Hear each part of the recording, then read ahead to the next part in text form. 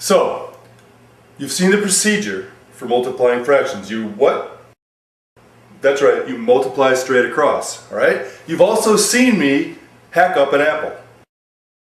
So alright, what you've got is there's three models that we're working with here. There's the physical model, that's where you watched me cut the apple up. There's the verbal model, that's where I was telling you what I was doing while I was chopping up the apple. And we have the mathematical model, okay? It's just three different ways of saying the same thing.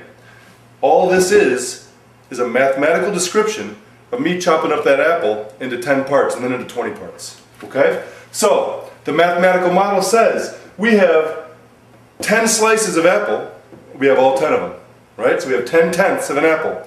And we want to cut each of those tenths of an apple into 2 halves, alright? So now we're taking one of those tenths and we're making 2 halves out of it, right? And we're doing that 10 times.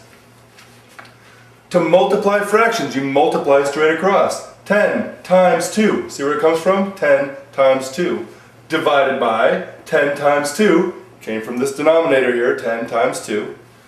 10 times 2 is 20, 10 times 2 is 20, you got 20 twentieths. When we got done with that apple, we had 20 pieces of apple. All together, they added up to one single apple.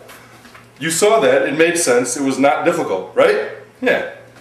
Mathematically, similarly, not difficult. 10 tenths times 2 halves equals 20 twentieths.